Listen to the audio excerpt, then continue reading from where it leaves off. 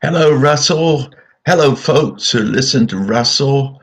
And I saw you again today, Russell.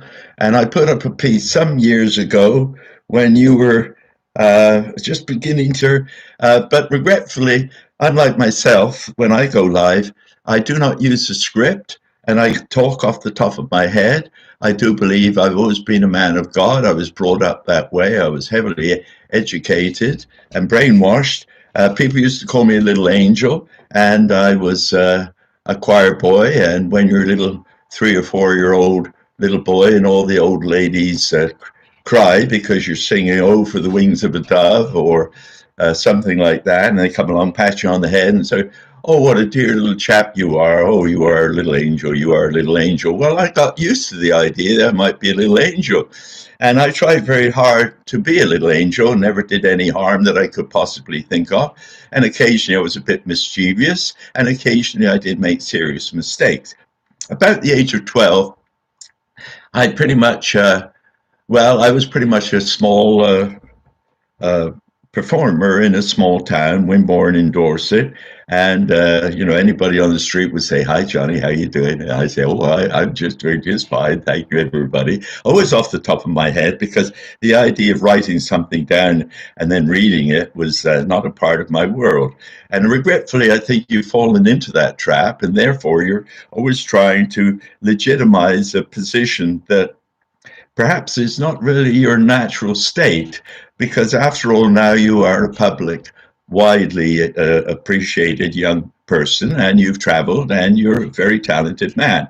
And like a lot of good people, you went down the path of using what was then popularized as a way forward to get a better view of the world. And in doing so, of course, you fell into the heavy drug thing.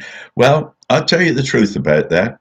Um, I take these plugs out of my ears so I'm not feeling like I'm addressing the world through little tubes. So, speaking directly to everybody that cares to listen, uh, uh, well, I wasn't around when the Balfour opinion was brought to it, but I have been around for quite a bit watching essentially the rich Jewish families grow into our culture, be adopted in our culture. We must never forget that the Prime Minister of Canada and is born of a previous prime minister, and the way of getting to the top is well described as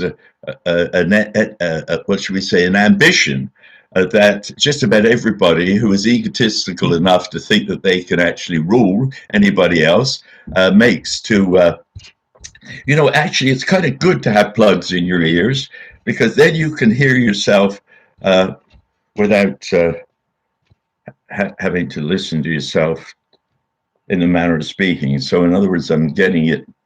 Now, being a man of God, I've always tried not to lie, cheat, steal, do dirty tricks, or blue meanness. This is the foundation to me of human well-being. And about the time that I was 15 or so, I had a bad. I cracked my head real bad, and from that point, I was useless until the people around me managed to get me a job at the school where I'd bang my head in the swimming pool. And so I grew up with a lot of humility, because everybody laughed at the fact that old John was out of his blinking head, and was washing bottles for the sixth form, where I'd been only shortly before in the upper fifth in medical branch. This was in southeast London. So I grew up with the boys in southeast London, although previously I lived as a little boy in the country of Wimborne, Dorset, where I was a favourite son because of my lovely angelic behaviour. However, I shortly realized that the world was not set up to be a kind place towards me or anybody else, and it began to show itself after the Second World War, because remember, I was born before the Second World War, and as a result of that, Russell, you definitely develop a different attitude towards being in the quality of peace, when everybody said, we'll all be free at that time.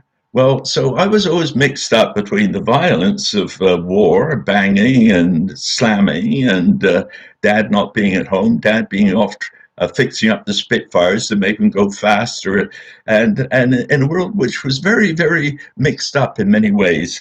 So um, certainly, I was around when the United States and Britain decided that at the end of the Second World War, they were going to do a bit more neo-colonialization, let's call it. And there's something I'd like to point out. Queen Victoria actually sort of dropped Canada, according to some reports, and I think this could be doubled up on. So, in fact, it was what they call not a de jure government, which is a perfectly legal one, all agreed upon by the people, but something called de facto, where the bad old guys just took over, ran the show, and didn't tell anybody really what was going on.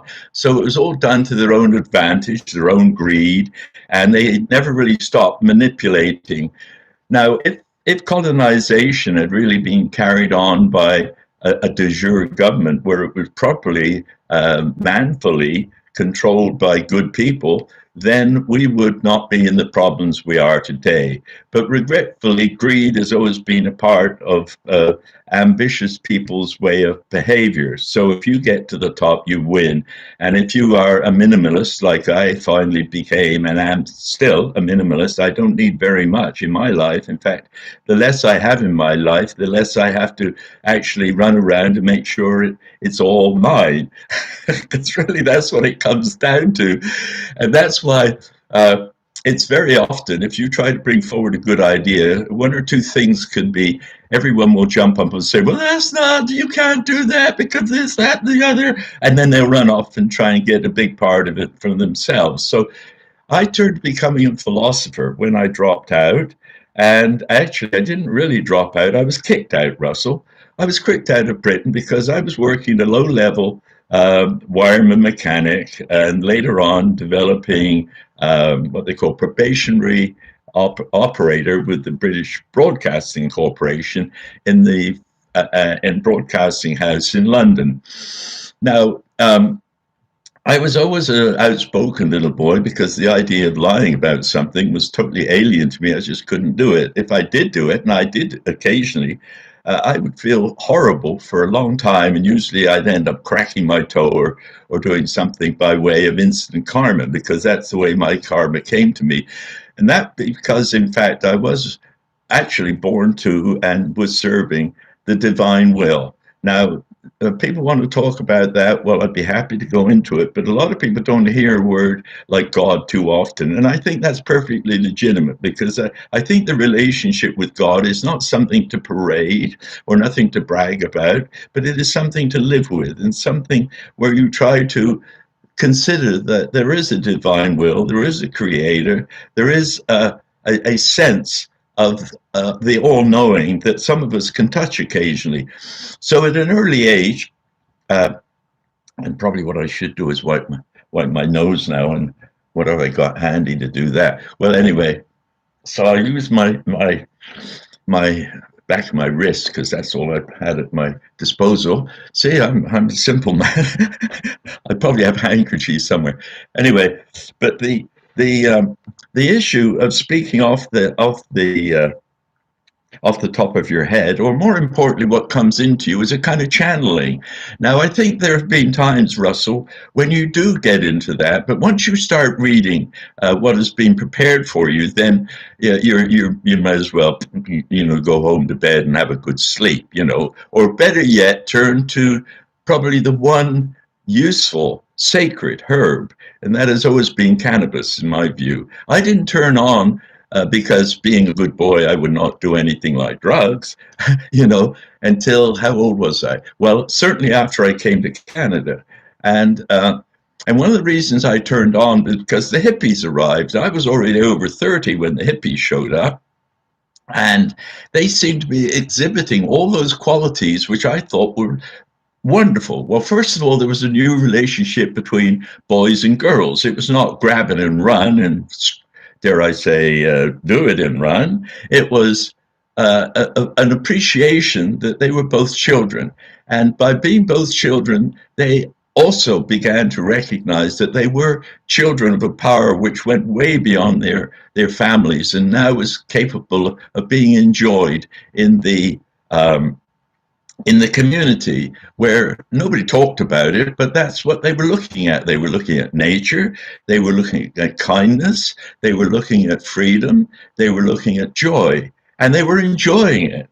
And when I saw that, I said, Hallelujah, we've been blessed. The herb came along. Now, of course, there's always people who get greedy. They want more of it. And so they think, oh, if I got higher and higher. And you went down that path, Russell. And some of us old guys said, oh, for crying out loud, don't these people realize that that's not the path anymore?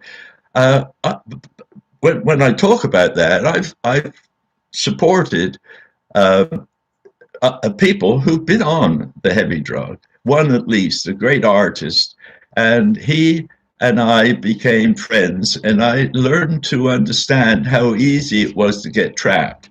Now, in a manner of speaking, I was trapped to cannabis for a number of years. But if you look back into history, in fact, it was one of those things that was accepted, even in China, as one way of helping people through confusions, because it does help you to clarify your thinking. But if you overdo that, and perhaps I've done it now for over 40 years, but never moved on to any of these heavy things, except at a certain point, because I had a guru, a Sak guru, Ashok Fahir Sakhar, his name was, and he was a Baul, and the Bauls are the people. If you look up Rolling Stone, the first uh, magazine of that name, he appeared in it with his group from India. He was being brought over by Lou Gottlieb and oh dear, the Jewish man who was the great poet Ginsberg. They brought him over because he had introduced them to the very best hashish. And when they brought that over, then they all realized that this was a much better way to go, which was then being used rather commonly in the Middle East and in India, of course, than most of the other ways of enlightening yourself through the use of chemistry. There are other ways, of course. Nitrous oxide, properly used, will give you an introduction to what people talk about when they die, and that is the white light. Well, Russell, this is just something that recently happened to me during this COVID thing, when the fear that had been generated, and I watched that fear grow over many, many, many years, and I protested. I've been what is known as a peace activist. Well, I started that when I was about, for myself, well, about 12 or 14.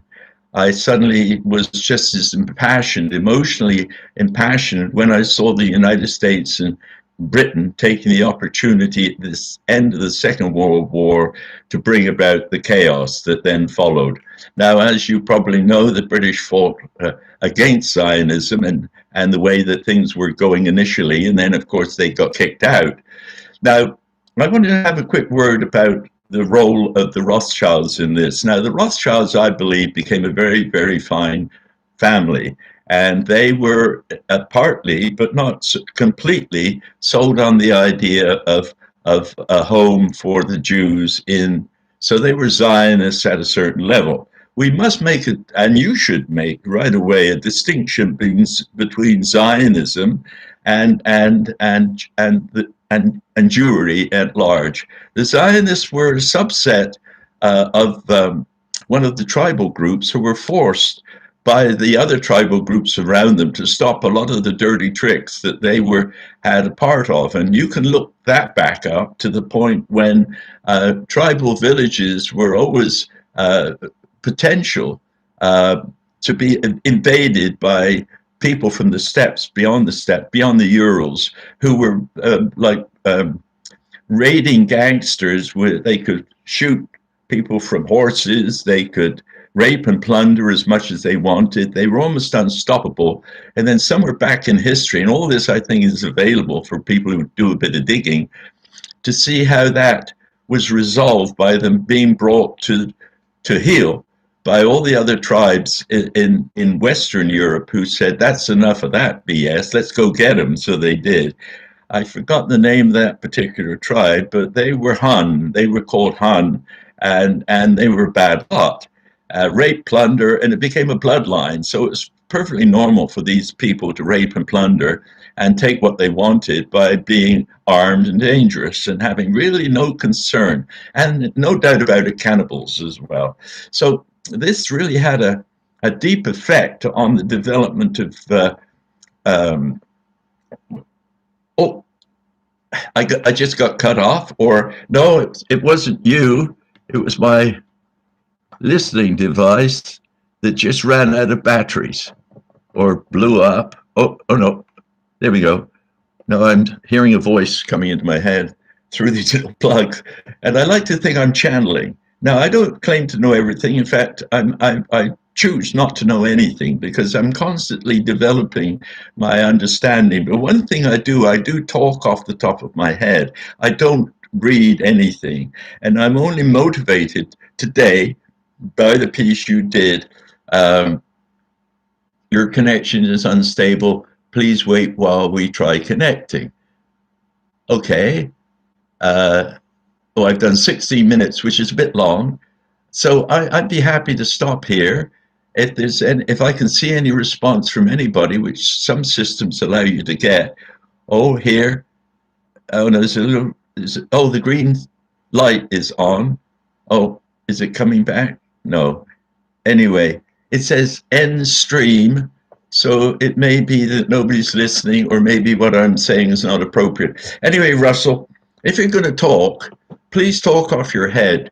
Don't allow anybody to feed stuff to you, otherwise you become totally useless. And as your granddad, I would like to say, Russell, you've been doing a good job. You made a good recovery. Too bad you went down that road so young. And I see that you're ambitious. I see you've got children. More power to you. But please, Russell, don't read. Don't read stuff that somebody else wrote for you, because now you're just a tool in the hands of people really that are not interested in peace. Certainly the United States and Britain are not interested in peace. Just one quick word about China. China used the time after the Second World War to deal with a lot of its problems, and then it got about looking after its own people, and I think it's done a very good job. I think they have really put up a terrible record that has been amplified by the propaganda of the West. But my name is Wes, by the way. So anytime anybody talks about the West, I feel terribly responsible for what they're saying.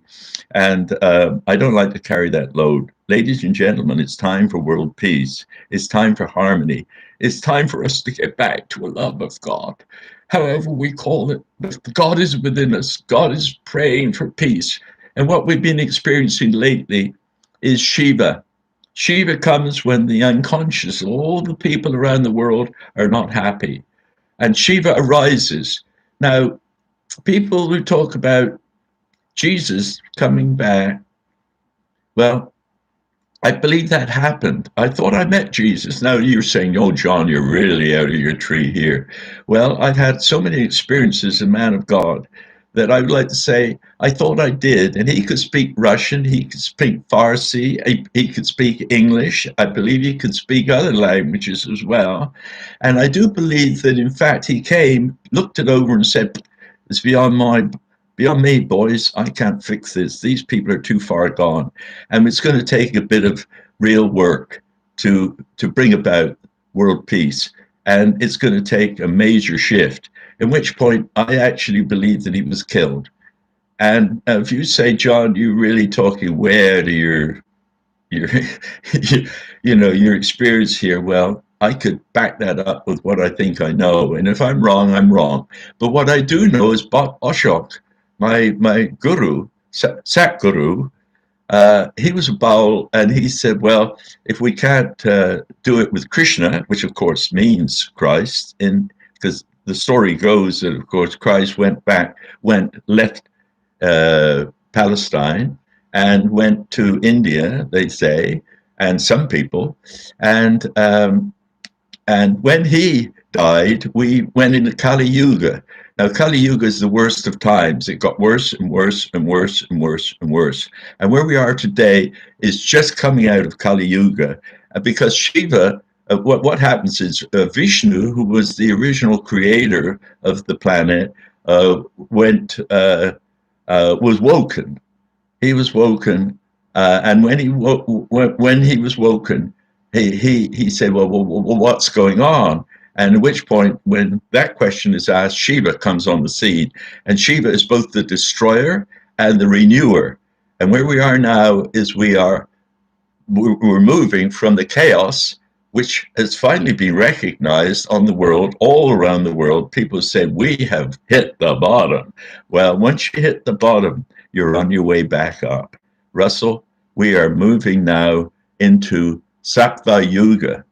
Sattva Yuga is the best of times.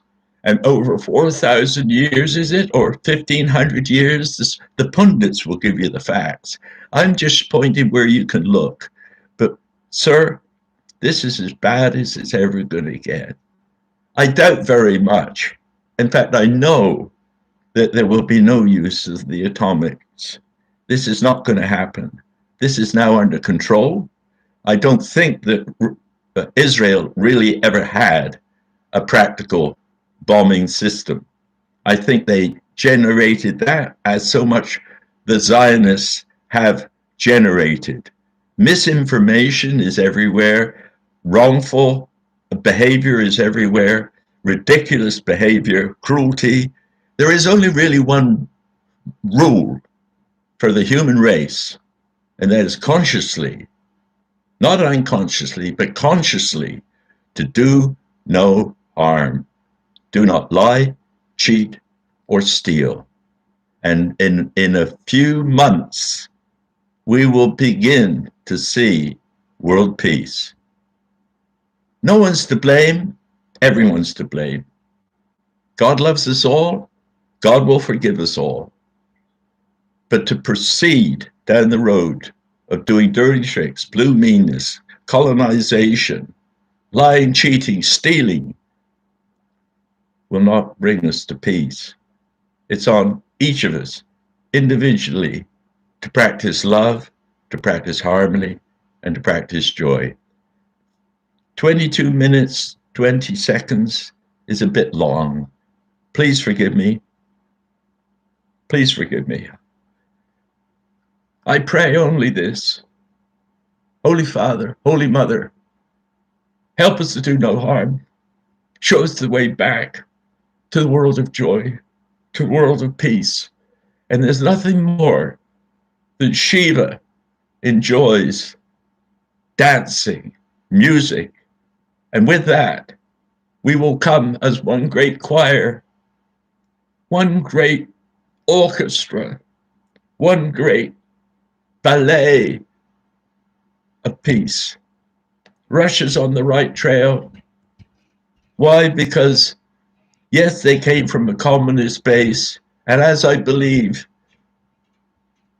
China will move away from pure communism, which denies God, because the almighty power is way beyond any government, except a government of the people. God bless everyone, help everyone to find their way from this horror of our times into the beauty of our future. That's really all I have to say. Thank you for giving me this opportunity. May peace find us all. Thank you very much. It's early morning here in Canada. Happy trails. God bless.